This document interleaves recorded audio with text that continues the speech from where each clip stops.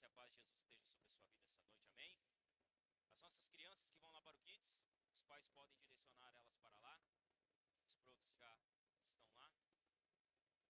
Quando os pais direcionam as nossas crianças para o Kids, os irmãos podem abrir as suas Bíblias comigo no Evangelho de Marcos. Evangelho de Marcos, no capítulo 3. Nós vamos fazer a leitura nessa noite dos versos 20 a 35. Evangelho de Marcos, capítulo 3, dos versos 20 a 35. Hoje nós retornamos aqui com a nossa série de exposições do Evangelho de Marcos. Nós vamos hoje finalizar o capítulo 3, 12º sermão já aqui dentro dessa série. E hoje nós vamos falar sobre as conclusões sobre Jesus, dentro desse texto, dessa porção do texto que nós vamos aqui ler e expor. Marcos, capítulo 3.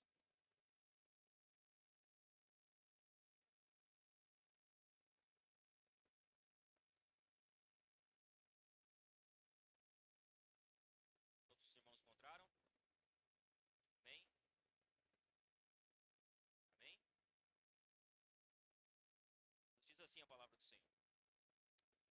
Então Jesus foi para casa, e outra vez se ajuntou uma multidão de tal modo que nem podia comer. E quando os parentes de Jesus ouviram isto, saíram para prendê-lo, porque diziam: está fora de si. Os escribas que tinham vindo de Jerusalém diziam: ele está possuído de Beelzebu. Ele expulsa os demônios pelo poder do maioral dos demônios. Então, convocando-os, Jesus lhes disse, por meio de parábolas: como pode Satanás expulsar Satanás? Se um reino estiver dividido contra si mesmo, tal reino não pode subsistir. Se uma casa estiver dividida contra si mesma, tal casa não poderá subsistir. Se Satanás se levantou contra si mesmo e está dividido, não pode subsistir, é o seu fim. Ninguém pode entrar na casa do valente para roubar-lhe os bens, sem primeiro amarrá-lo, e só então saqueará a casa dele. Em verdade lhes digo que tudo será perdoado aos filhos dos homens, os pecados e as blasfêmias que proferirem. Mas aquele que blasfemar contra o Espírito Santo nunca terá perdão, visto que é réu de pecado eterno. Jesus disse isto porque diziam: está possuído de um espírito imundo. Nisto chegaram a mãe e os irmãos de Jesus, e tendo ficado do lado de fora, mandaram chamá-lo. Muita gente estava sentada ao redor de Jesus, e alguns lhe disseram: olhe, a sua mãe, os seus irmãos e as suas irmãs estão lá fora, procurando o Senhor. Então Jesus perguntou: quem é a minha mãe e quem são os meus irmãos? E olhando em volta para os que estavam sentados ao seu redor, disse: eis minha mãe e meus irmãos. Portanto, aquele que fizer a vontade de Deus, esse é meu irmão, minha irmã e minha mãe. Oremos ao Senhor. Pai, nós te damos graças por essa noite, Senhor, pela tua igreja que está aqui reunida mais um domingo, Senhor, para prestar culto a ti e para ouvir, Senhor, da tua palavra que vai ser aqui nesse momento pregada, Senhor. Nós queremos te pedir, fala conosco, Senhor. Exorta-nos, edifica-nos, consola-nos, ensina-nos, Senhor, por meio da tua palavra. Aplica, Senhor, as verdades da tua palavra ao nosso coração aqui, Senhor. Nós te pedimos que o Senhor nos conduza e que o nome de Jesus ele possa ser glorificado aqui nesse momento, Senhor. Assim nós oramos. Amém. Você pode se sentar.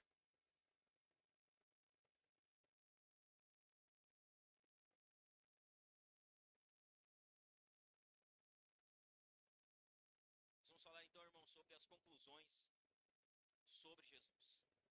Lembrando rapidamente, domingo anterior ao domingo da ceia, nós falamos ali sobre o chamado dos 12. Nós falamos um pouquinho sobre 3 verdades importantes sobre o chamado do discipulado cristão. Apenas recapitulando aqui para a gente pegar o contexto da onde nós paramos. Nós vimos ali que o chamado para o discipulado ele começa com a iniciativa de Jesus. Ele tem o seu propósito definido por Jesus e ele forma um novo povo para cumprir a sua missão. Então, depois do chamado dos 12 aqui, nesse contexto, nós vamos ver essa narrativa de Marcos aqui, onde nós vamos dividir ela em 3 pontos e em 3 conclusões sobre Jesus. É nesse contexto que Marcos registra uma narrativa que ela é muito interessante a nós. À primeira vista, quando nós lemos esse texto, ele parece apresentar 3 acontecimentos distintos. Então você vai ver que tem aqui a reação da família de Jesus. Depois nós vamos ver que há uma acusação feita pelos escribas. Nós vamos ver que o texto encerra novamente falando com a família de Jesus. É como se a resposta que Jesus ele vai dar à sua família fique dividido entre a acusação que os escribas ali estão fazendo aí. Essas cenas, essas três cenas que nós vamos ver, estão cuidadosamente ligadas. E elas nos ajudam a compreender o que de fato o texto ele quer aqui nos ensinar essa noite. O que une tudo aqui, toda essa narrativa, todo esse texto que nós lemos, é que em cada uma dessas cenas, alguém chega a uma conclusão sobre Jesus. Então nós vamos ver três conclusões. Há uma conclusão da família de Jesus, há uma conclusão que os escribas têm a respeito de Jesus. Nós vamos encerrar o sermão falando sobre uma conclusão que Jesus tem.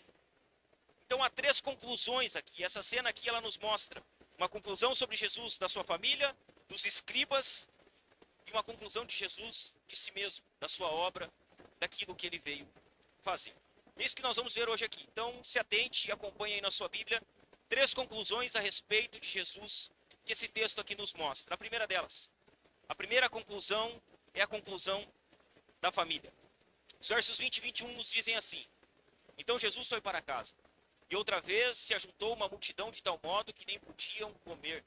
E quando os parentes de Jesus ouviram isso, saíram para prendê-lo, porque diziam: está fora de si. A primeira conclusão que Marcos apresenta aqui é a conclusão da família de Jesus. Ele não fala dos escribas, não fala dos religiosos, ele não fala de um inimigo declarado, ele mostra a compreensão que os irmãos e a mãe de Jesus tinham dele, daquilo que ele estava fazendo. É a primeira conclusão que o texto nos mostra, a da própria família. Marcos nos diz que, ao ouvirem o que estava acontecendo em torno de Jesus, os parentes de Jesus, eles querem prender ele. Eles acham que Jesus está fora de si. Sua mãe, seus irmãos, seus familiares, ao verem tudo o que está acontecendo no ministério terreno de Jesus, o quão ocupado Jesus era, o quão intensa era a vida de Jesus, eles pensam que Jesus está fora de si, que ele havia enlouquecido. E eles tomam por propósito prender a Jesus. Marcos aqui ele vai mostrar para nós, irmãos, três atitudes da família de Jesus que levam eles a essa conclusão. Por que eles pensam que Jesus está fora de si? O que levou eles a essa conclusão?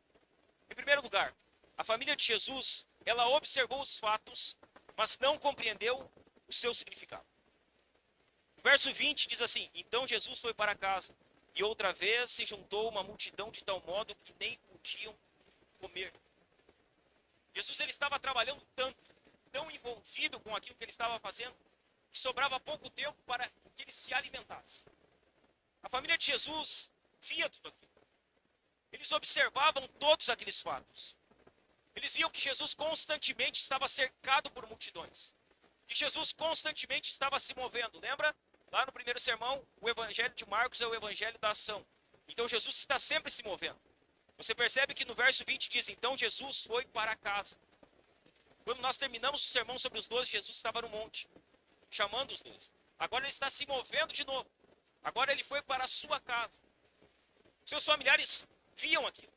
Observavam as multidões. Observavam que o seu ministério havia alcançado uma intensidade tão grande que Jesus ele não encontrava tempo para fazer uma refeição. Isso, meus irmãos, de fato era verdade. Como nós temos visto, Jesus era cercado constantemente por uma grande multidão. Jesus ele dedicava o seu tempo às pessoas. O seu ministério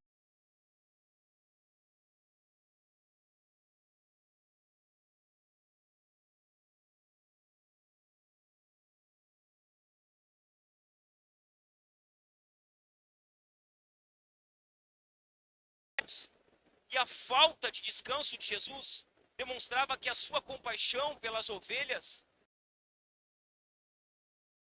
era enorme. Jesus era tão envolvido com aquilo que ele estava fazendo que ele tinha compaixão das ovelhas. As pessoas estavam aflitas, necessitadas. Jesus se compadecia disso. Só que essa não era a compreensão dos seus familiares. Eles observavam tudo o que estava acontecendo, mas eles não entendiam por que Jesus estava vivendo aquele modo. Por que Jesus dava tanta ênfase ao cuidado das pessoas a ponto de não se alimentar? Sabe como os familiares de Jesus viam ele? Como um imprudente. Ele está fora de si. Não para nem para comer. Sem imprudência. Jesus era visto como um imprudente. Na verdade, a intensidade do ministério de Jesus não era sinal de prudência, era obediência. Jesus vivia intensamente daquele modo porque ele era intensamente obediente à vontade do Pai. Era para isso que Jesus tinha vindo.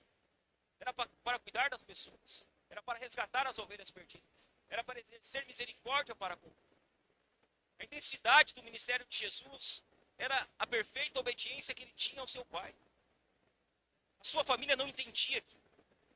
Veja bem, meus irmãos, as coisas espirituais, elas não podem ser simplesmente compreendidas pela observação humana. Jesus estava fazendo algo que era poderosamente espiritual. Os seus familiares, eles tinham uma ótica humana daquilo que Jesus estava fazendo. E as coisas espirituais, elas não podem ser simplesmente compreendidas pela observação humana. É exatamente isso que Paulo fala. Veja o que Paulo diz. Em 1 Coríntios capítulo 2, verso 14. Paulo ele diz, ora, a pessoa natural não aceita as coisas do Espírito de Deus, porque lhes são loucura. Ela não pode entendê-las, porque elas se discernem espiritualmente. A ótica pela qual a família de Jesus olhava para aquilo que ele estava fazendo era uma ótica humana. Eles olhavam aquilo do ponto de partida terreno. Eles não conseguiam compreender além daquilo que Jesus estava fazendo. Eles não conseguiam compreender que a obra de Jesus era muito maior do que aquilo que estava visível aos seus olhos. As coisas espirituais, irmãos, elas se discernem espiritualmente. Muitos podem ver a cruz de Cristo e enxergar uma derrota nela. Muitos podem olhar para Cristo e enxergar apenas um homem. Muitos podem até testemunhar milagres e não reconhecer a ação de Deus. A grande verdade é que sem a iluminação do Espírito Santo, os homens podem até ver os fatos, mas o verdadeiro significado de tudo que está acontecendo lhes está oculto. Para que as pessoas compreendam a obra de Deus em Cristo, elas precisam ser iluminadas pelo poder do Espírito Santo. Elas precisam ter os seus olhos abertos pelo Espírito Santo de Deus. A família de Jesus observou o que estava acontecendo, mas eles não conseguiram enxergar aquilo que Deus estava realizando através de Jesus. Eles observam os fatos. Eles observam a multidão. Eles julgam aquilo como imprudência, mas eles não conseguiam perceber o que Deus estava fazendo através de Jesus. Em segundo lugar, a família de Jesus, ela julgou Jesus pela lógica humana. Eles julgam Jesus pela lógica humana. Na maneira de pensar da família de Jesus, ninguém em sã consciência viveria daquela maneira. Era um absurdo. Ficar sem comer, não descansar, dormir tarde, acordar cedo, sobe monte, desce monte, cura pessoas, multidão em casa, multidão no deserto. Para eles aquilo era algo incabível. Pela lógica humana, era algo inconcebível que alguém vivesse sem descanso. Cercado por multidões, enfrentando grande oposição e sem ter tempo até mesmo para comer. Eles não aceitavam aquilo. Aquilo parecia impensável. Como alguém vai viver uma vida sensata, uma vida saudável, se não se alimenta, se não dorme, se não vive direito? Eles julgam Jesus pela lógica humana. Qual que é o veredito deles? Não poderia ser. Esse homem está fora de si. Está louco. O veredito da sua família é que Jesus estava fora de si. Jesus, porém, ele não pode ser julgado segundo a lógica humana. Ele é o Filho de Deus. O reino de Deus, ele jamais pode ser compreendido apenas pela sabedoria deste mundo. Julgar Jesus pela lógica humana não vai dar certo. Não vai funcionar. Jesus, ele é o Filho de Deus. O reino de Deus jamais pode ser compreendido pela sabedoria deste mundo. Parecia loucura aquilo que Jesus estava fazendo. Parecia loucura. Uma multidão na casa dele. Ele não para nem para comer. Aquilo parecia loucura. Assim como também parecia loucura Jesus dizer que ia morrer na cruz. Assim como também parecia loucura Jesus dizer que após morrer na cruz, ele ressuscitaria ao terceiro dia. Tudo isso parecia loucura. Tudo isso era contrário à lógica humana. Mas foi justamente por esse caminho que Deus realizou a salvação do seu povo. por aquilo que parecia loucura. Na lógica humana, um homem morrer na cruz era loucura. Na lógica humana, um homem ressuscitar ao terceiro dia era loucura. Na lógica humana, um homem ficar sem comer para atender as pessoas era loucura. É exatamente esse caminho que Deus ele usou para realizar a salvação do seu povo. O Evangelho, irmãos, em certo sentido, ele é incompreensível. Viver para Cristo, em certo sentido, é viver de modo que para os outros parecerá loucura. Paulo diz em 1 Coríntios capítulo 1, nos versos 18 a 21.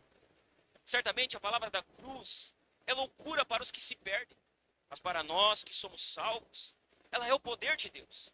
Pois está escrito, destruirei a sabedoria dos sábios e aniquilarei a inteligência dos inteligentes. Onde está o sábio? Onde está o escriba? Onde está o questionador deste mundo? Não é fato que Deus tornou louca a sabedoria deste mundo?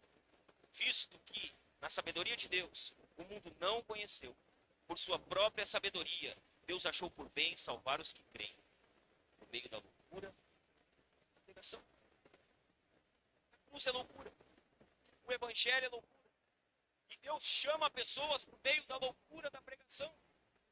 A maneira de Deus salvar pessoas é contrária à lógica humana.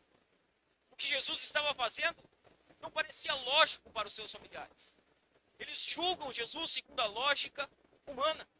Aos olhos da lógica humana, a cruz parecia um fracasso. Assim como aos olhos da família de Jesus, aquilo que estava fazendo parecia loucura. Eles olham e acham que aquilo é loucura. A família de Jesus, irmãos, não estava avaliando a vida de Jesus segundo a vontade de Deus. Eles estavam avaliando Jesus segundo a lógica humana. Preste atenção.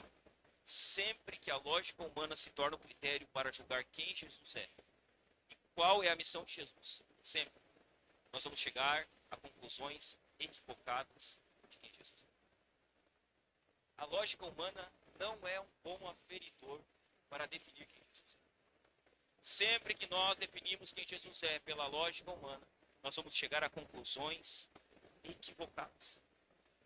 A família de Jesus, a família julgou Jesus segundo a lógica humana.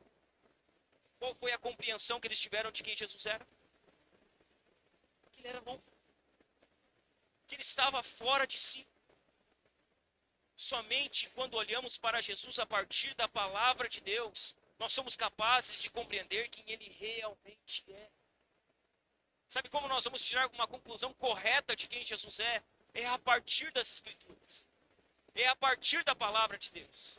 Nós precisamos conhecer Jesus não segundo a lógica humana, não segundo a observação dos fatos humanos. Nós precisamos conhecer Jesus assim como as Escrituras revelam Jesus. É a partir da palavra de Deus. Nós precisamos olhar para Jesus a partir da palavra de Deus. E é a partir dessa palavra que nós vamos compreender quem ele realmente é. A família de Jesus, em terceiro lugar, ela chegou a uma conclusão completamente equivocada. O verso 21 diz assim: e quando os parentes de Jesus ouviram isso, saíram para prendê-lo, porque diziam: está fora de si, está louco, ele enlouqueceu. A conclusão da família de Jesus sobre ele é que ele estava louco e precisava ser preso. Quem está falando isso é a sua mãe, os seus irmãos e as suas irmãs. Precisa ser preso. Ele enlouqueceu, isso é santíssimo. O verbo prendê-lo aqui, que Marcos usa, significa tomar alguém à força, controlar alguém, impedir os seus movimentos. Quando Marcos fala sobre prendê-lo, ele está trazendo o sentido de tentar amarrar Jesus e privá-lo da sua liberdade. Ele precisa ser preso, ele precisa ser amarrado, ele precisa ser impedido. Ele está fora de si, ele está louco. A família de Jesus chega a uma conclusão completamente equivocada. Na compreensão da família, Jesus não era capaz de conduzir mais a própria vida. Estava louco. O zelo de Jesus pela obra que o Pai o havia entregue lhe consumia. Jesus era consumido por fazer a vontade do Pai.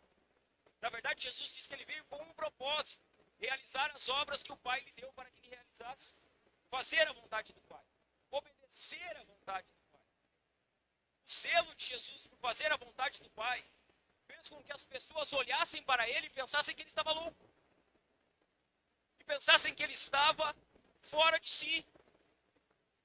Irmãos, poucas coisas demonstram mais abertamente a corrupção da natureza humana do que a incapacidade que os homens têm de compreender o zelo que os crentes têm pela obra do Senhor. Poucas coisas. Jesus ele é taxado de louco, de fora de si, porque ele era zeloso em obedecer à vontade do Pai. Isso não é diferente com os crentes fiéis, é claro. Os crentes fiéis, eles também são taxados de pessoas sem cérebro, de pessoas que não pensam. Jesus foi taxado como alguém que estava louco. E poucas coisas demonstram mais abertamente a corrupção da natureza do coração humano do que a incapacidade que as pessoas têm de compreender o zelo que os crentes têm pela obra do Senhor, por fazer a vontade de Deus, por obedecer a Deus. Charles Riley ele diz o seguinte: o zelo por Cristo sempre parecerá extravagância para aqueles que não conhecem o poder da verdadeira religião. O zelo por Cristo sempre parecerá extravagância, fanatismo, doença para aqueles que não conhecem o poder da verdadeira religião. Mas você percebe que o zelo esse zelo sempre é condenado quando ele é em relação a Cristo. Uma pessoa que ela é zelosa em relação a obedecer e fazer a vontade de Deus, ela é taxada por fanática, por doente, por religiosa. Mas pessoas que, por exemplo, elas são zelosas em relação ao dinheiro, pessoas que são zelosas em relação à ciência, à guerra, ao comércio, pessoas que são zelosas em relação aos negócios, elas são tranquilamente aceitas por esse mundo. Ninguém chama de fanático alguém que é zeloso por ganhar dinheiro. Ninguém chama de fanático alguém que é zeloso por cuidar dos seus negócios. Mas se um crente ele cuida das coisas de Deus, ele é taxado por fanático, por doente, por louco. Ou seja, há dois pesos e duas medidas. Para os crentes, zelo é fanatismo. Mas para as coisas do mundo, zelo é sabedoria. Jesus foi taxado de fanático, de doente, de alguém que estava louco. Você consegue observar que se uma pessoa prejudica a sua saúde por causa dos estudos ou da excessiva atenção aos negócios, isso é visto como algo virtuoso. Essa pessoa é chamada de uma pessoa sábia e dedicada. Uma pessoa que perde a saúde, gasta o seu tempo, que dorme tarde, acorda cedo para estudar e para ganhar dinheiro. Essa pessoa ela é vista por esse mundo como uma pessoa dedicada, como uma pessoa que está se esforçando para conseguir aquilo que tanto deseja, como uma pessoa sábia. Só que observe que se alguém gastar a sua vida com Deus e com tudo que está relacionado a Deus, a pessoa que gasta a sua vida com Deus e com tudo aquilo que está relacionado a Deus, ela ouvirá coisas do tipo: isso é um radical. Isso é radical. Não, isso não precisa ser fanático. Não precisa ser tão doente assim por esse negócio de igreja, de Bíblia, de evangelho, de pregar. Isso é fanatismo. Isso é religiosidade. Você não precisa ser um santarrão. Você não precisa querer ser melhor do que os outros.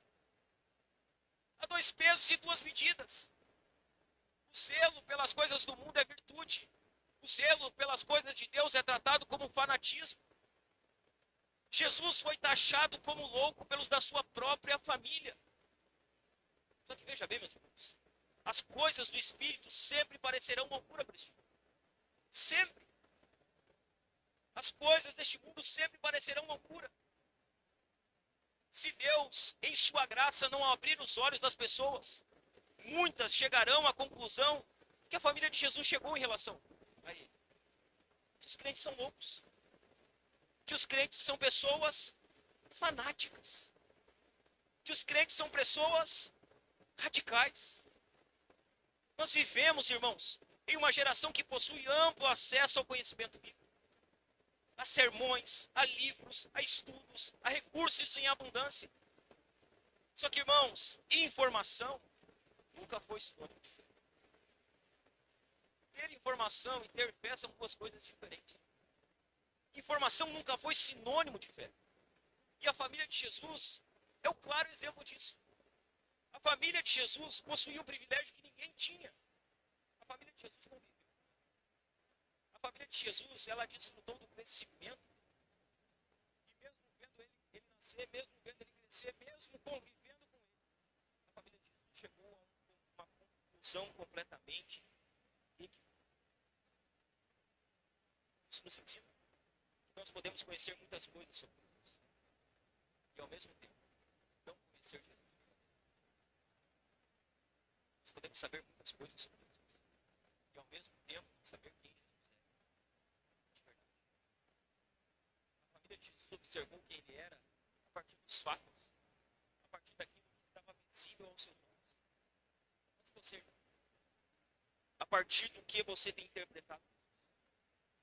Você interpreta Jesus a partir da palavra de Deus ou a partir da sua própria mente, dos seus próprios pensamentos, dos seus próprios achismos? Quando você diz Jesus é assim, você diz que Jesus é assim porque está escrito ou porque você criou na sua cabeça um Jesus particular, um Jesus domesticado, um Jesus gourmet, um Jesus segundo aquilo que você imagina que ele é. Da onde nasce, a partir do que você tem interpretado Jesus? Da sua palavra ou da sua própria mente? Você imagina? A família de Jesus diz que ele está fora de si. Você tem problema com isso? Você tem problema com que as pessoas achem que você é fanático? Que você é louco? Que você é radical? É um problema para você as pessoas verem você, esse mundo ver você como alguém louco? Ver você como alguém fanático? Isso é difícil para você? Veja bem, irmãos, muitas pessoas, elas se amoldaram a esse mundo para não parecerem pessoas radicais. Eles não querem ser crentes radicais. Eles não querem ser crentes fanáticos. Eles querem ser os crentes que são aceitos por esse mundo. Os crentes legais. Os crentes queridos. Os crentes que são iguais a todos. Jesus, ele foi taxado. E o seu povo hoje quer fugir disso. O povo de Jesus quer ser aceito. Ele quer ser amado. Ele quer ser aceito por tudo e por todos. É um problema para você ser reconhecido como um crente. É um problema para você que as pessoas achem que você é um fanático. Veja bem, nós não podemos ser fanáticos por Jesus. Mas está cheio de crente fanático por time de futebol. Está cheio de crente fanático por política. Está cheio de crente fanático por tantas coisas. Porque ser fanático por Jesus é um problema. E ser fanático para outras coisas que não são Deus não são um problema. Algum problema para você ser taxado por louco? Ou você está adaptando a sua vida para ser aceito por aqueles que não conhecem?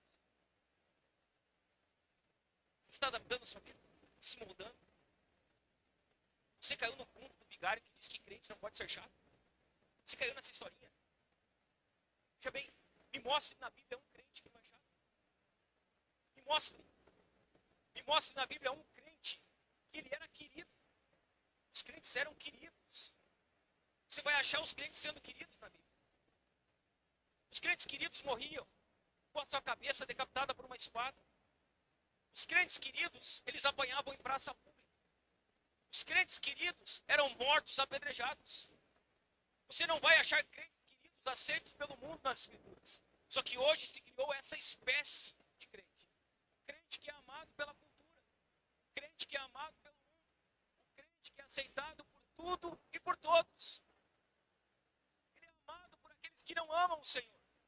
E por que ele é amado por aqueles que não amam o Senhor? Porque ele está amando as mesmas coisas que aqueles que não amam o Senhor estão amando. Ele está amando o mundo. Ele está amando as coisas dessa terra. Há uma segunda conclusão aqui, que é a conclusão dos escribas. Depois da conclusão equivocada da família de Jesus, Marcos ele apresenta uma conclusão ainda mais grave. Ele nos mostra como os escribas viam. O verso 22 diz que os escribas eles haviam descido de Jerusalém. Os escribas que tinham vindo de Jerusalém, eles haviam descido de lá. Com um único propósito. Eles vieram ali para julgar. Para ter um veredito, uma palavra final sobre quem era Jesus. Jerusalém era o centro da vida religiosa judaica. Era ali que estava o templo, o sinédrio e os principais mestres da lei. Aqueles homens descem de Jerusalém para investigar Jesus e emitir uma avaliação oficial sobre o seu ministério. Nós vamos ver que eles negam Jesus. Eles rejeitam a Cristo. Eles vão fazer algo grave aqui. Eles atribuem a obra de Cristo ao diabo. Eles dizem que aquilo que Jesus estava fazendo e operando era por conta do poder do diabo, não por conta do poder de Deus mediante o Espírito. Os escribas eles rejeitam a Cristo, atribuem as suas obras ao próprio Satanás. Ao responder aos escribas, Jesus revela que a conclusão deles estava errada. Há três atitudes aqui nos escribas também que levaram eles a ter uma conclusão errada sobre quem Jesus é. Em primeiro lugar, os escribas atribuíram a fonte do poder de Jesus ao diabo. O verso 22 diz: os escribas que tinham vindo de Jerusalém diziam: ele está possuído de Beelzebul. Ele expulsa os demônios pelo poder do maioral dos demônios. Observe que os escribas eles não negam os milagres. Os escribas eles em nenhum momento afirmam que os endemoniados não estavam possessos. Os escribas em nenhum momento eles dizem que as curas que Jesus operou eram curas falsas. Eles não fazem isso. Eles admitem que havia um poder na vida de Jesus. E que havia um poder sobrenatural na vida de Jesus. Eles não negam nenhuma das manifestações. Afinal de contas, tudo que Jesus fazia era mediante as pessoas. Era aberto publicamente. As multidões presenciavam e os demônios de fato reconheciam a autoridade. Na avaliação dos escribas, Jesus realmente possuía um poder sobrenatural. Só que eles não criam que a fonte desse poder era Deus. Eles criam que a fonte desse poder era Beelzebul, Deus das músicas, ou o Senhor das músicas. Eles não criam que Jesus era revestido de autoridade. Eles criam ali que Jesus estava sendo usado pelo diabo. É isso que eles criam. Jesus estava ali sendo usado por Beelzebul, que era uma designação utilizada no judaísmo para se referir ao príncipe dos demônios. Em outras palavras, eles estavam afirmando que Jesus realizava a sua obra porque estava debaixo do domínio de Satanás. Essa é a conclusão que os escribas têm. Eles inverteram completamente a realidade. Aquilo que era obra do Espírito Santo passou a ser chamado de obra do diabo, que só demonstrava a dureza e a incredulidade do coração daqueles homens. Eles eram incrédulos. E veja, uma das marcas, talvez uma das principais marcas da incredulidade, é atribuir qualquer coisa, qualquer milagre, a qualquer circunstância, até mesmo o diabo. Você vai encontrar pessoas, por exemplo, que elas vão ver uma pessoa sendo curada. E elas não conseguem explicar. Então o crente vai dizer, essa pessoa foi curada porque Deus curou ela. Os incrédulos, eles dirão que não. Foram os médicos. Foram os remédios. Foi o sol, foi a lua, foi o chá, foi não sei o que. Eles nunca atribuem o milagre, a ação poderosa a Deus. Eles sempre atribuem a qualquer pessoa e até mesmo o diabo uma obra que é de Deus. João capítulo 3, verso 19 diz: a condenação é esta: a luz veio ao mundo, mas os homens amaram mais as trevas do que a luz, porque as suas obras eram más. Era exatamente isso que estava acontecendo com os escribas. A luz estava diante deles. E o que eles preferiram? As trevas. Eles escolheram o caminho das trevas. O problema nunca foi falta de luz, e sim o amor pelas próprias trevas. Eles amavam as trevas. Eles rejeitavam a luz. Há pessoas que convivem durante anos com a pregação do Evangelho, conhecem a mensagem da cruz e até mesmo elas reconhecem a transformação que Cristo opera na vida de outros. Porque tudo isso é visível aos seus olhos. E mesmo diante de todas as evidências, eles continuam procurando justificativas para não se renderem ao Senhor. Está diante deles o milagre, a restauração, a transformação que Cristo trouxe. É inegável que algo aconteceu, mas os mesmos que testemunham, eles procuram diversas justificativas para não se dobrarem ao senhorio de Jesus Cristo. A incredulidade raramente nasce da falta de argumentos. A incredulidade, ela geralmente nasce de um coração não regenerado. Um coração que não deseja abandonar a sua autonomia. Um coração que não deseja se submeter ao governo de Jesus. Os escribas, em segundo lugar, eles não compreenderam o verdadeiro significado das obras de Jesus. Eles não compreenderam.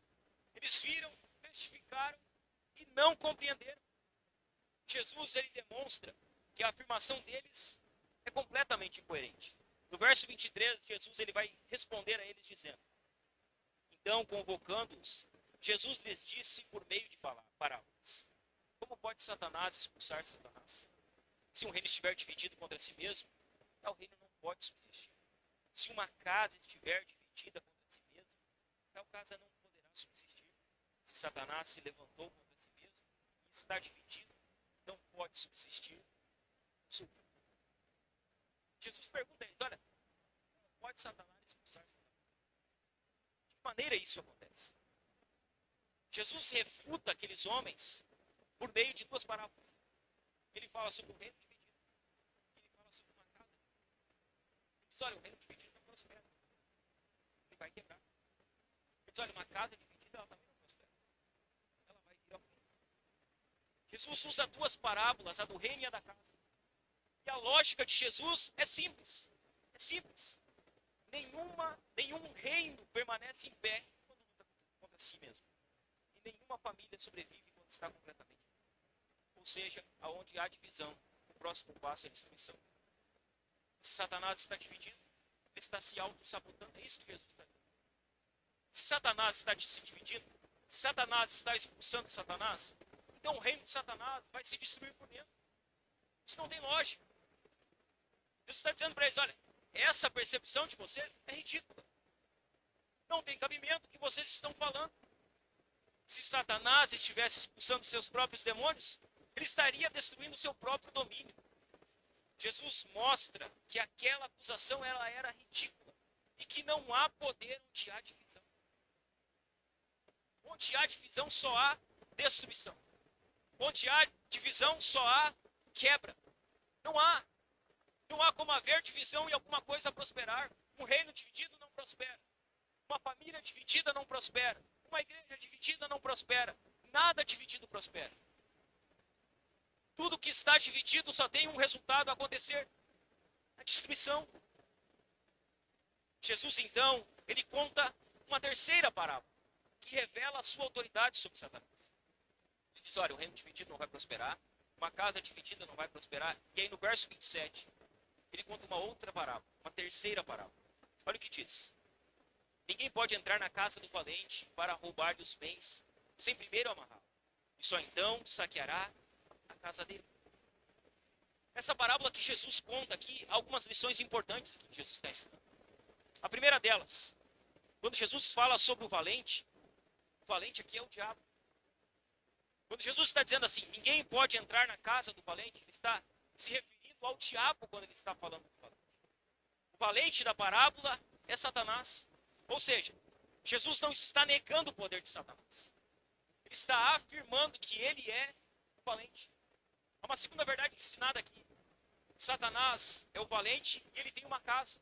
Ninguém pode entrar na casa do valente. Satanás tem um reino.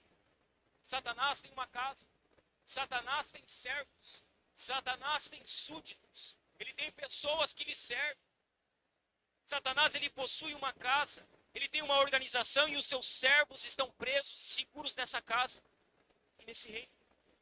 Há uma terceira verdade que Jesus ensina aqui nessa terceira parábola. E a terceira verdade é que Jesus ele tem autoridade sobre Satanás. É que ele tem poder sobre Satanás. Ninguém pode entrar na casa do valente para roubar os bens sem primeiro amarrar. Quem pode amarrar Satanás? Quem pode destruir Satanás? Somente alguém que é mais valente que Satanás. Cristo. Jesus possui autoridade sobre Satanás. Jesus é o mais valente. Ele é aquele que tem poder para amarrar Satanás. Ele venceu Satanás e rompeu o seu poder. O que isso significa? Significa que Satanás não está inativo. Ele continua agindo e operando nesse mundo. Com um detalhe, ele está sob a autoridade. Jesus tem autoridade sobre ele. Uma quarta lição importante que Jesus ensina aqui é que ele tem poder para libertar os cativos das mãos de Satanás. Ninguém pode entrar na casa do valente para roubar os bens sem primeiro amarrá-lo. E só então saqueará a casa. Jesus, irmãos, não apenas amarra o valente. Jesus também arranca das suas mãos os cativos, os bens. Ele entra, ele amarra o valente, ele saqueia os bens, ele resgata os cativos. Os bens aqui representam aqueles que estão escravizados pelo pecado e pelo poder das trevas. Perceba que não há uma disputa justa. Não há uma disputa acirrada. Satanás e Jesus, eles não brigam na mesma esfera de poder. Eles não lutam na mesma esfera de poder. Satanás está sob a jurisdição de Jesus. Ele está sob a autoridade de Jesus. Jesus não está descrevendo uma disputa equilibrada entre dois poderes. Ele fala de alguém que entra. Ele fala de alguém que domina o valente. Ele fala de alguém que liberta aquilo que estava preso. O mais valente que entra na casa é aquele que João Batista anuncia em Marcos 1,7, que aquele que viria após ele era mais poderoso do que ele. Jesus é esse, o mais valente. Os milagres de Jesus não eram demonstrações isoladas de poder, mas sinais visíveis de que o reino de Deus havia invadido o reino das trevas. É isso que significam os milagres, as expulsões de demônios. É o reino de Deus invadindo o reino das trevas. Cada demônio expulso era um anúncio de que Satanás estava sendo derrotado. Cada pessoa libertada apontava para a vitória definitiva que seria conquistada na cruz. Os escribas, eles olharam para os milagres, mas eles não compreenderam o seu significado redentivo. Eles viram, mas não compreenderam. Eles até admiraram aquilo, mas eles não entendiam o que de fato significava. Irmãos, é possível que pessoas admirem as obras de Jesus, que pessoas reconheçam a autoridade de Jesus, que pessoas se impressionem com aquilo que Jesus faz, que essas mesmas pessoas nunca compreendam quem Jesus verdadeiramente é. Elas podem ver, observar, se impressionar, mas nunca compreender quem Jesus é. Os milagres, eles nunca tiveram como objetivo despertar a admiração das pessoas. Os milagres dos evangelhos sempre estão apontando para a identidade de Jesus, para a sua missão redentora. Os milagres estavam ali anunciando que o Filho de Deus veio para libertar os pecadores do domínio de Satanás, para reconciliá-los com Deus. Os escribas, em terceiro lugar, eles endureceram o coração diante da obra do Espírito Santo. Eles estão vendo a obra do Espírito. Eles estão vendo tudo que Deus está fazendo por intermédio de Jesus. Sabe o que eles dizem? Isso é do diabo. É Satanás que está fazendo. Quanto mais aqueles homens viam, mais ouviam, mais o coração deles se endurecia.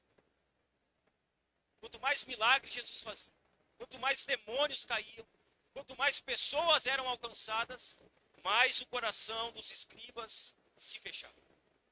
Os versos 28 e 29, eles nos dizem assim: em verdade lhes digo que tudo será perdoado aos filhos dos homens, os pecados e as blasfêmias que proferirem.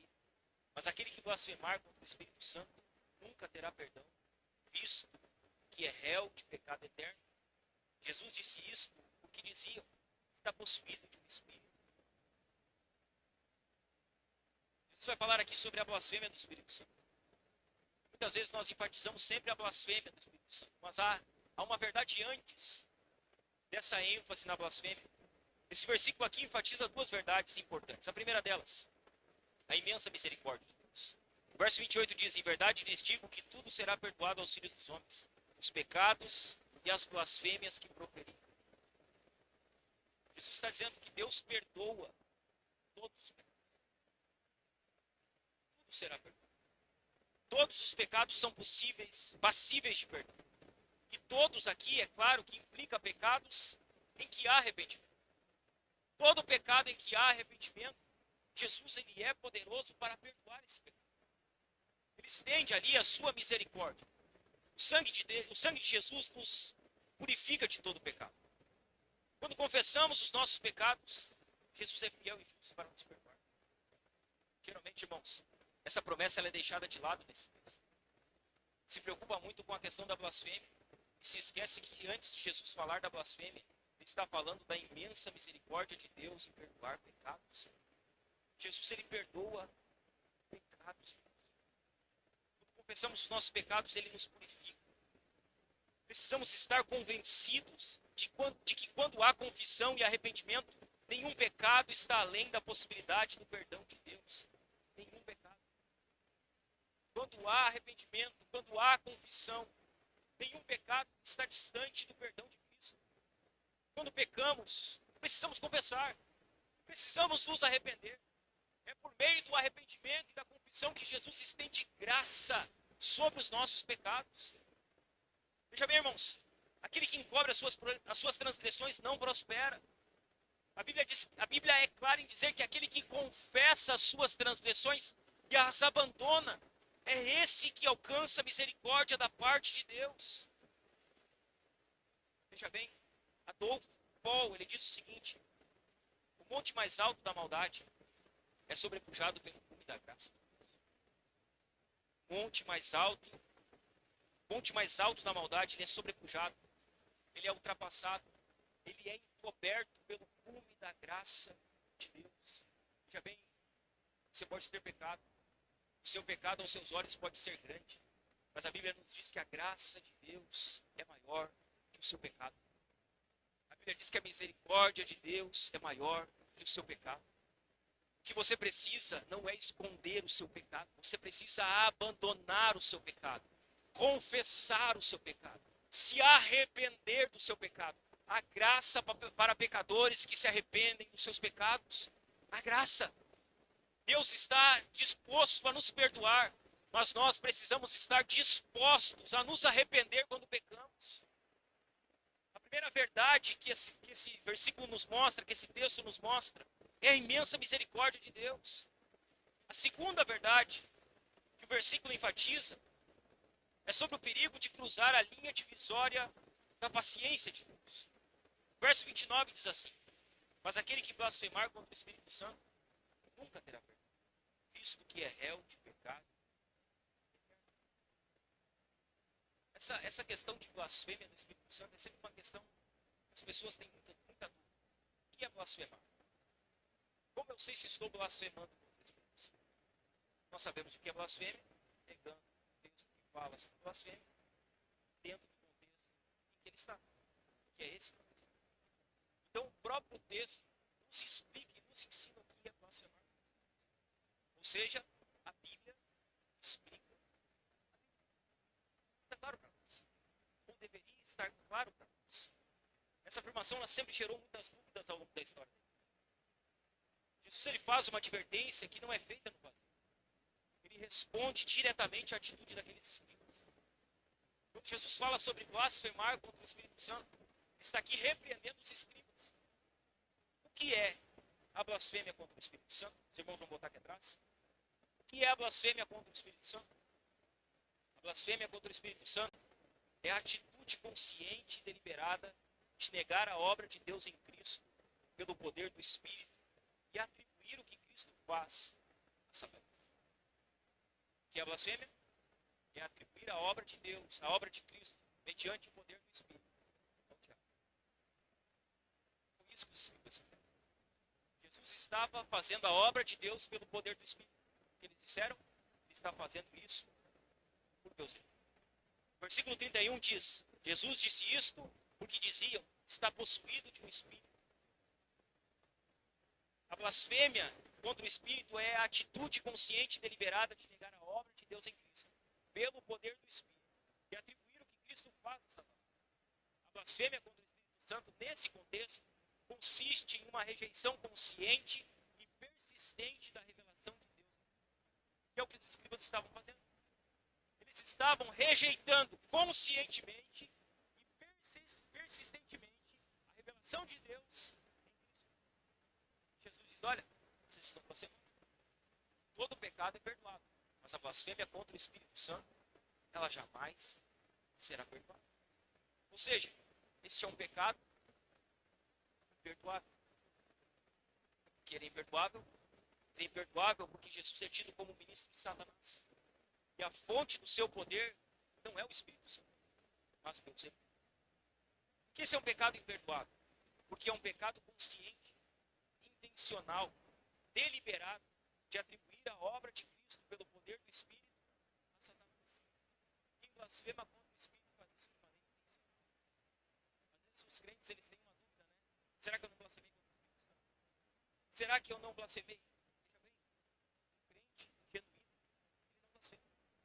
Porque ele é crente. Esse é um pecado que um crente alcançado pela graça, um pecado que alguém que é salvo, ele não pode cometer.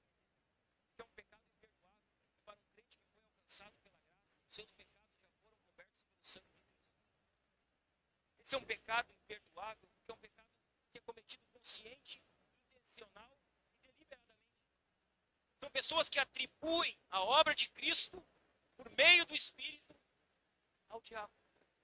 Esse pecado constitui uma irreversível dureza de coração. Os escribas pecaram não por ignorância. Eles não pecaram neste pecado por ignorância.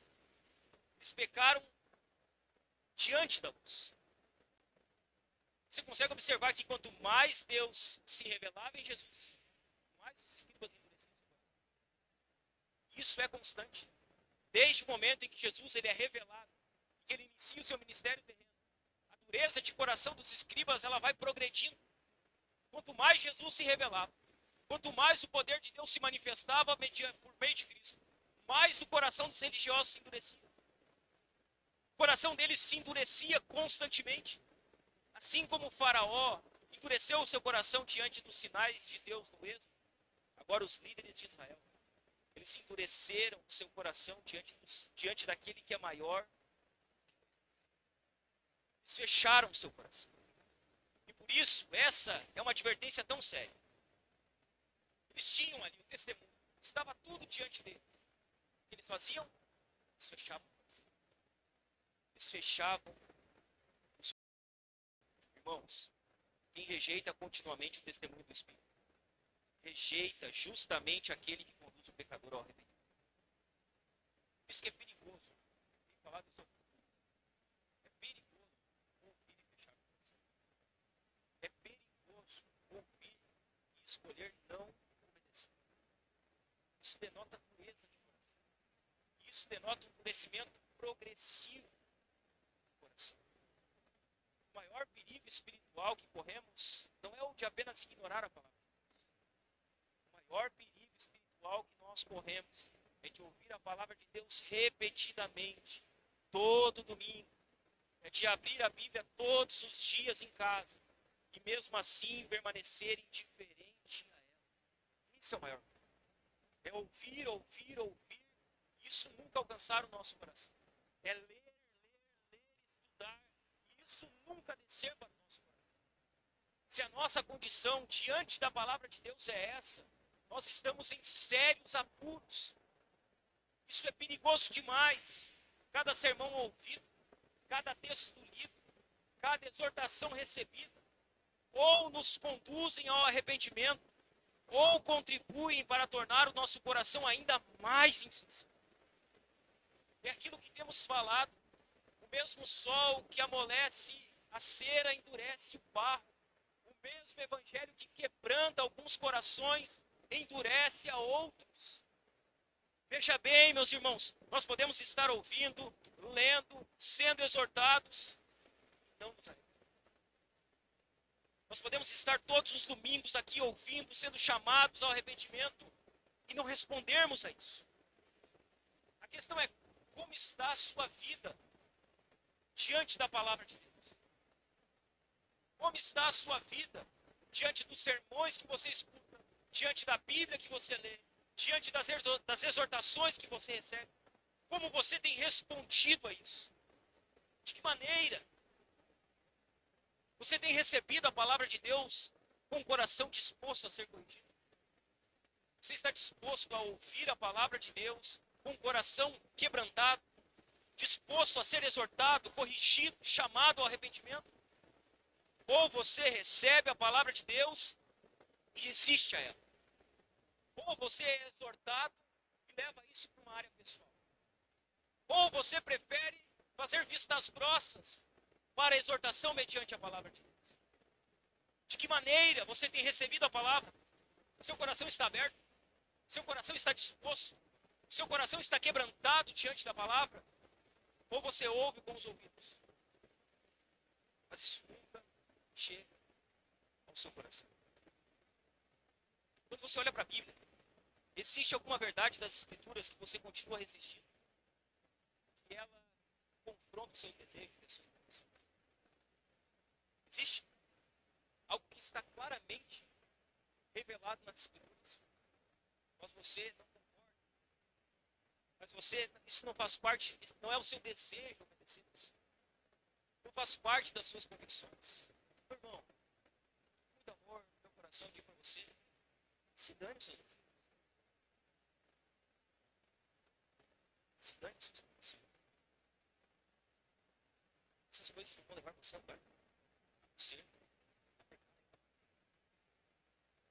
se há algo claramente revelado nas Escrituras que você tem que resistir, daí uma boa noite para você deixar de resistir. Daí uma boa noite para você abraçar o peso da palavra de Deus. Não alguns recortes do que você gosta. Veja bem, ou você abraça toda a Escritura, ou abraçar alguns retalhos não vai adiantar. Algumas partes não vai servir. Vou repetir algo que eu repito com frequência aqui nesse ponto. Com Jesus, ou é tudo, ou é nada. Ou é tudo, ou é nada. Não existe meio termo. Ou nós somos de Cristo, abraçamos a palavra de Cristo, obedecemos a palavra de Cristo, ou não existe meia obediência. Meus irmãos, meia obediência já é desobediência. Já é. De que maneira você tem recebido? Há alguma verdade que você tem resistido? O que a obra de Jesus pelo poder do Espírito Santo tem produzido na sua vida? Quais são os frutos visíveis da obra do Espírito Santo na sua vida? Do poder do Espírito Santo agindo na sua vida? É possível ver isso? Você consegue enxergar a obra do Espírito na sua vida? Os frutos de uma vida que está sendo afetada pelo poder do Espírito Santo? Isso está visível diante de você? A obra do Espírito, o que ele está produzindo em você? Quebrantamento? Você é quebrantado quando você ouve a pregação? Você é quebrantado quando você ora? Você é quebrantado quando você busca a Deus? Que a obra do Espírito está produzindo quebrantamento e arrependimento? Ou quanto mais você ouve, mais você é exortado, mais duro você fica? Qual o fruto? Qual o resultado da obra do Espírito na sua vida? A primeira conclusão da família de Jesus: está louco. A segunda conclusão dos escribas: ele está endemoniado. A terceira conclusão é a conclusão de Jesus. Jesus, ele dá a sua própria conclusão. Depois de apresentar duas conclusões equivocadas sobre Jesus, Marcos encerra essa sessão registrando a única conclusão verdadeira. A conclusão de Cristo. A família de Jesus havia afirmado que ele estava fora de si. Os escribas afirmaram que ele estava possuído por Beelzebul. Agora é Jesus quem fala. E a sua resposta não corrige apenas os seus familiares. A resposta de Jesus redefine quem realmente pertence a ele. À primeira vista, nós vamos ler no texto aqui À primeira vista, as palavras de Jesus, elas podem parecer duras. Jesus se dirige à sua mãe e aos seus irmãos. E nós, lendo o texto de forma crua, parece que Jesus está sendo ignorante. A mãe e os irmãos dele estão fora, mandam chamar ele e ele diz: quem é minha mãe e quem são os meus irmãos? À primeira vista, parece uma resposta dura. Muitos até imaginam que Jesus aqui ele está desprezando a sua mãe e seus irmãos. Está sendo indiferente. Mas Jesus ele não está diminuindo o valor. Em toda a Escritura, a família é apresentada como uma instituição criada por Deus, digna de. Jesus está fazendo aqui na parte final do texto é mostrar que existe uma realidade ainda maior do que os vínculos naturais. Existe uma verdade que nós muitas vezes ignoramos, mas que ela é superior aos vínculos biológicos. Existem os vínculos que nós temos como família, como uma nova família criada por Deus.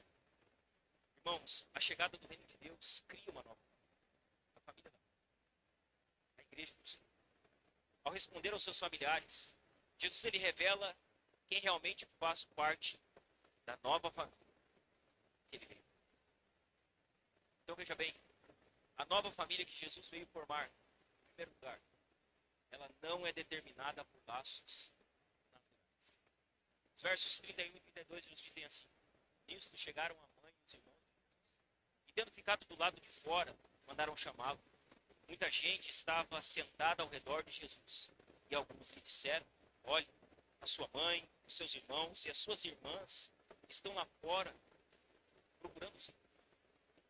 Marcos aqui retoma a cena que foi interrompida no verso 21. Enquanto Jesus ensinava, sua mãe e seus irmãos, eles chegaram no lugar onde ele estava. Marcos ele faz questão de dizer que eles permaneceram do lado de fora. A família biológica, natural de Jesus, estava do lado de fora. Enquanto isso, Jesus está dentro da casa, cercado por uma multidão de pessoas que ouvem os seus ensinamentos. Ao longo do Evangelho de Marcos, estar perto de Jesus nunca é apenas uma questão de localização. Vai além de localização geográfica. Muitas pessoas estavam fisicamente próximas de Cristo e ainda assim permaneciam distantes pela incredulidade. Outras pessoas, embora socialmente desprezadas, aproximavam-se de Jesus pela fé. Como vimos aqui, os familiares de Jesus possuíam um privilégio que ninguém mais possui. Compartilharam da mesma casa, conheciam Jesus desde a infância. Naquele momento, sabe onde é que eles estão? Eles estão do lado de fora. Sabe quem está dentro? Quem está dentro são pessoas sem parentesco, sem laço biológico, natural. São essas pessoas que estão dentro da casa ouvindo a palavra de Deus. Nós olhamos para aquilo que Jesus fez até aqui, os textos que lemos, nós vimos que os discípulos deixaram tudo para si. Eles abandonaram família, trabalho, abandonaram tudo aquilo que eles tinham. Os discípulos deixaram tudo, enquanto os líderes religiosos permaneciam próximos das Escrituras, mas distantes de Deus. Agora a atenção aqui, irmãos, ela está sobre a família de Jesus. A própria família biológica está experimentando essa mesma tensão. A nova família que Jesus veio formar, ela não é determinada por laços naturais. Ela não tem nada a ver com o sangue. Não nascemos do sangue. Não nascemos da carne. A família que Jesus veio formar, ela nasceu de Deus. É Deus que formou essa família. O que isso tem a ver, pastor? Tem tudo a ver. E aqui eu peço que você se atente com algumas questões. A primeira delas. Ninguém é salvo que nasceu numa família cristã. Às vezes nós nos esquecemos. Ninguém é salvo que é filho de crente. Ninguém é salvo que nasceu numa família de crente. Deixa eu ensinar algo para você aqui que talvez você se esqueceu. Deus não tem neto. Deus só tem filhos. Deus não é avô de ninguém. Ele é pai. Ele é pai daqueles que se arrependem e colocam a sua fé somente em Cristo para a salvação. Ninguém, meus irmãos, é salvo simplesmente porque nasceu numa família cristã. Ninguém se torna discípulo o que frequenta uma igreja desde criança, ou é salvo pela fé dos pais, ou é salvo pela tradição religiosa da família, ou é salvo pelo ambiente em que foi criado. Não se engane nisso. A fé em Cristo é pessoal. Nós precisamos crer pessoalmente em Cristo. Cada pessoa precisa responder pessoalmente ao chamado de Cristo. Amém? Veja a Deus.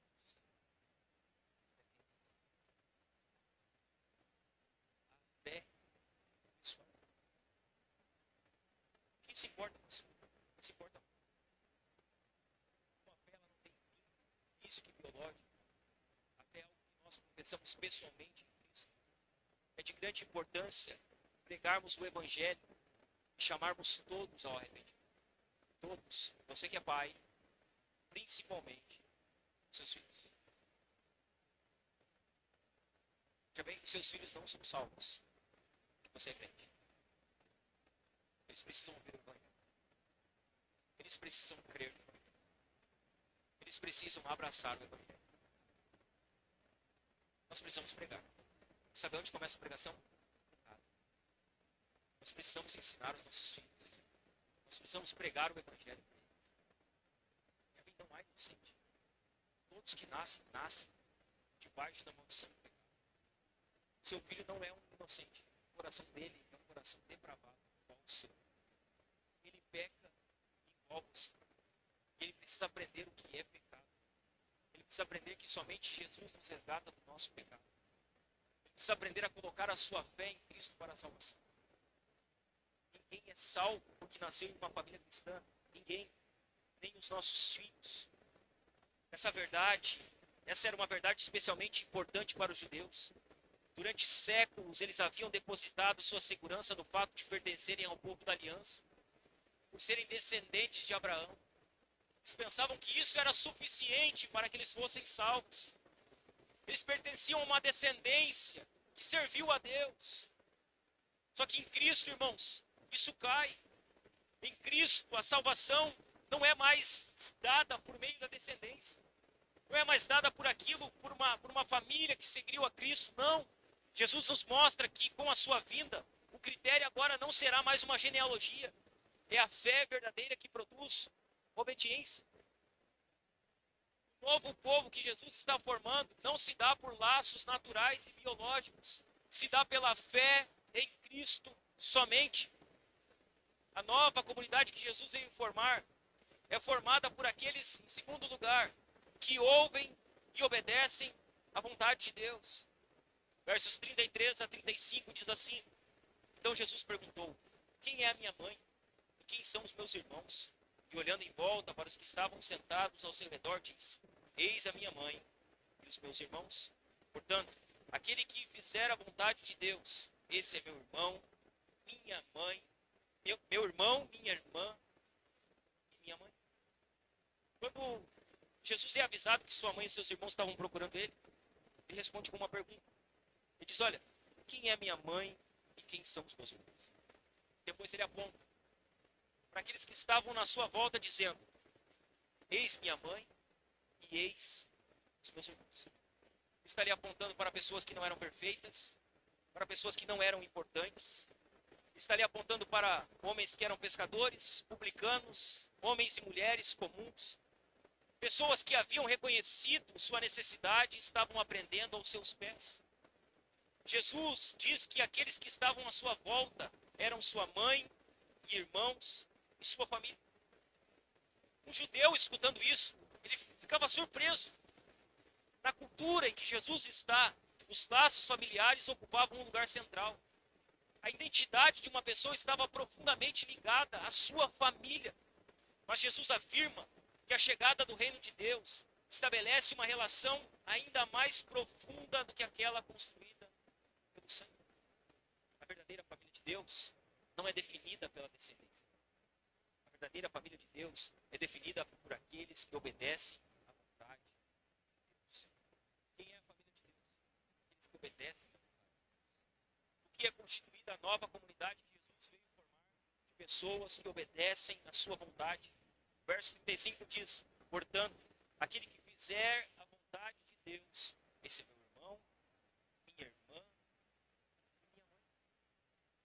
Todos os que fazem a vontade de Deus entram em um relacionamento único com Deus. Todos eles, unidos pela sua obediência em comum a Deus, se tornam irmãos e irmãs de Jesus. Todos aqueles que fazem a vontade de Deus, eles pertencem a essa nova família. Então, se você faz a vontade de Deus, você pertence à família que Jesus veio. A essa nova família. A questão é, como eu posso identificar que eu faço parte dessa nova família? Uma árvore é conhecida.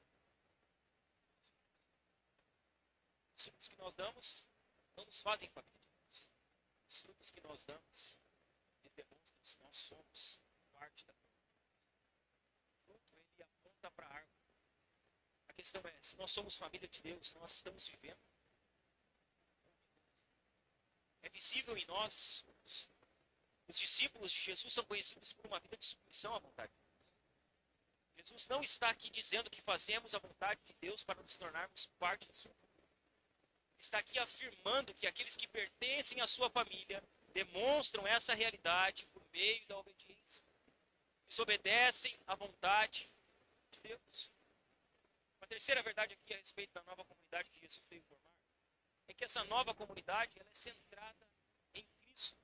Portanto, aquele que fizer a vontade de Deus, esse é meu irmão, minha irmã e minha mãe.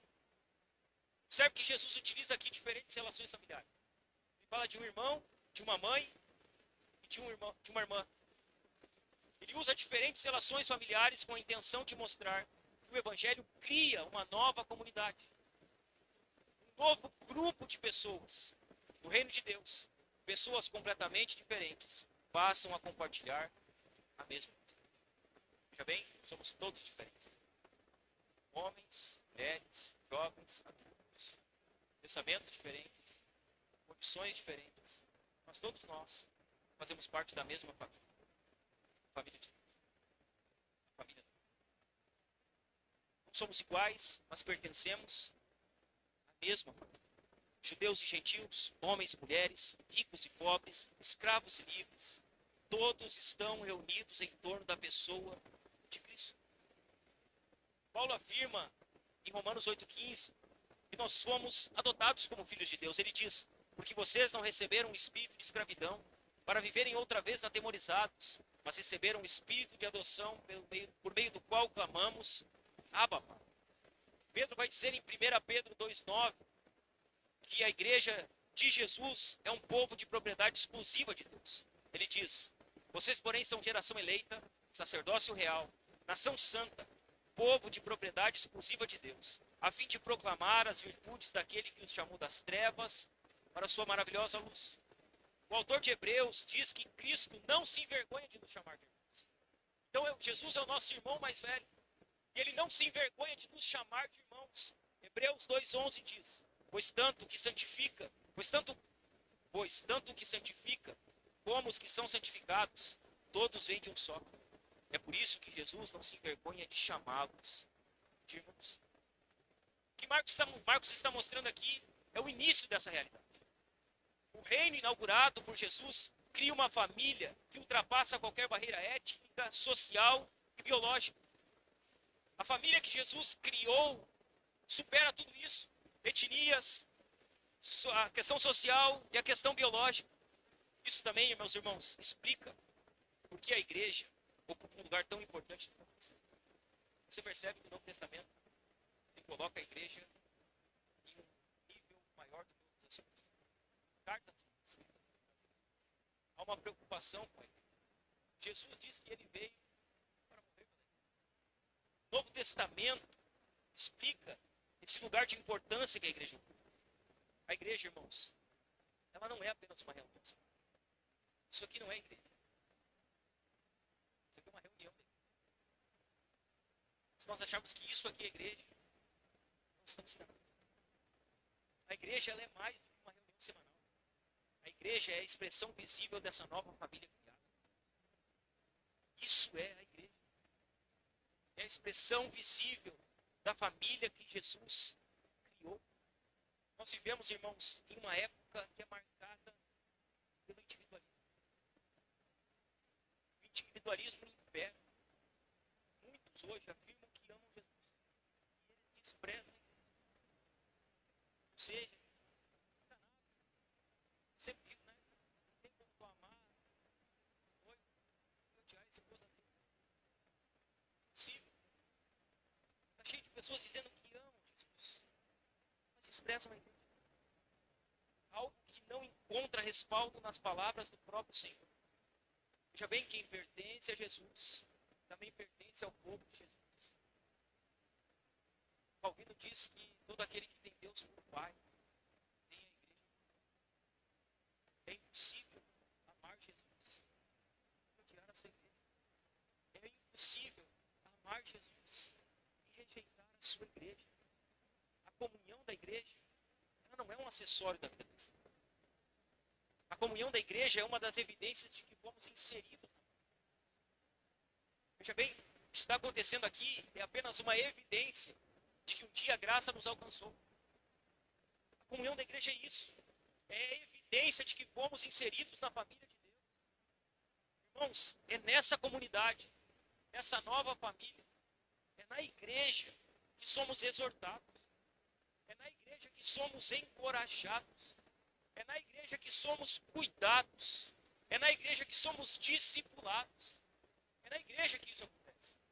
Ou seja, um crente que diz que é crente e vive desligado da igreja, ele não está sendo exortado, então ele está abraçado nos seus pecados, ele não está sendo encorajado, ele não está sendo discipulado, ele não está sendo cuidado. Ou seja, isso é impossível. Um crente verdadeiro, ele está envolvido e inserido na nova família que Jesus veio criar. Veja bem, irmãos, a sua relação com Jesus hoje, o que ela está baseada? E nós vimos aqui que há pessoas que acham que são salvas porque fazem parte de uma família cristã. Há pessoas que acham que são salvas porque vêm de uma tradição religiosa antiga. Mas quando você olha para a sua vida hoje, a sua relação com Jesus está baseada apenas em uma tradição religiosa? Apenas em um laço familiar cristão? Sua tradição